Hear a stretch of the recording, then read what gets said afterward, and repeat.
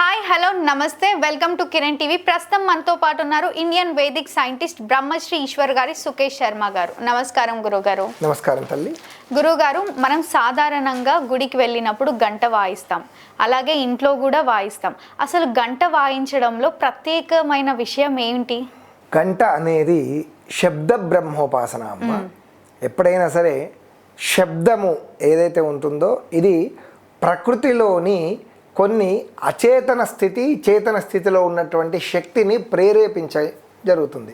ఇప్పుడు ఆగమార్థంతో దేవానాం గమనార్థంతో రాక్షసాం కురు ఘంటారవంతత్ర దేవతాహ్వాన లాంఛనం అని మనకు శాస్త్రం చెప్తుంది. అంటే ఘంటా శబ్దం ఎప్పుడైతే ఎక్కడైతే వినబడుతుందో ఈ శబ్దం వల్ల ఆగమార్థంతో దేవానాం ఆకాశంలో తిరిగేటటువంటి దేవతలందరినీ కూడా అయ్యా మేము ఇక్కడ ఒక ధర్మకార్యం చేయబోతున్నాం లేదా దైవ కార్యం చేయబోతున్నాం కాబట్టి ఎక్కడ ఉన్న దేవతలైనా కానీ మీరందరూ ఈ ప్రదేశానికి వచ్చి మమ్మల్ని ఆశీర్వదించండి అని దేవతలను ఆహ్వానించడం కొరకు పిలిచేటటువంటి ఒక సింబల్.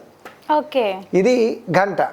అందులో ఆగమార్థంతో దేవానం దేవతలను ఆహ్వానిస్తుంది, అలానే గమనార్థంతో రాక్షసాం ఈ ప్రదేశంలో ఎక్కడైనా భూత ప్రేత పిశాచాలు కానీ రాక్షసులు కానీ బ్రహ్మరాక్షసులు కానీ ఇలాంటి ఏవైనా నెగిటివ్ సోర్సు నెగిటివ్ ఎనర్జీలు ఏవైనా ఉంటే ఈ ఘంటా శబ్దానికి అవి భయపడి పారిపోతాయట.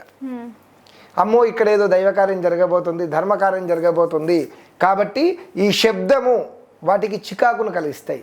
అందుకని ఈ శబ్దాలన్నీ వెళ్ళిపోతాయి. ఇది దేవాలయంలో ఇంట్లో కూడా ఎందుకు చేస్తారు అంటే ముందుగా మనస్సు నిలకడ ఉండడానికి. ఎందుకంటే శబ్దము అనేది పూజామందిరం ఈ శబ్దం వల్ల వీటి నుంచి విడుదల కాబడినటువంటి సోనిక్ ఎనర్జీ సౌండ్ ఏదైతే ఉందో అది బుద్ధిని మనస్సును భగవంతుని పైకి మళ్లించడానికి అద్భుతంగా ఉపయోగపడుతుంది. ఓకే, ఫోకస్ అనేది కరెక్ట్గా సెట్ చేసుకుంటుంది. అందుకని ఇటు శాస్త్రీయ రీత్యా ఇటు చక్కగా ఆధ్యాత్మికంగా అన్ని విధాలుగా గంట అనేది మనకు ఎంతో ఉపయోగకరం. అందుకే ఆగమార్థంతో దేవానాం గమనార్థంతో రాక్షసాం కురు ఘంటారవంతత్వ దేవతాహ్వాన లాంఛనం అని శాస్త్రంలో చెప్పబడింది. కాబట్టి దేవాలయంలో అయినా ఇంట్లో అయినా మరి ఎక్కడ ఏ స్థలంలో ధర్మకార్యము దైవకార్యము చేసుకుంటే మొట్టమొదట పూజ ప్రారంభం అవ్వడానికి ముందుగా చేసే పని గంట. సో అసలు గంట ఎందుకు వాయిస్తారు అని ప్రతి ఒక్కరికి తప్పకుండా డౌట్ ఉంటుంది. సో మా కోసం మా ప్రేక్షకుల కోసం ఇప్పుడు ఆ డౌట్ని క్లియర్ చేసినందుకు ధన్యవాదాలు గురుగారు. నమస్కారం.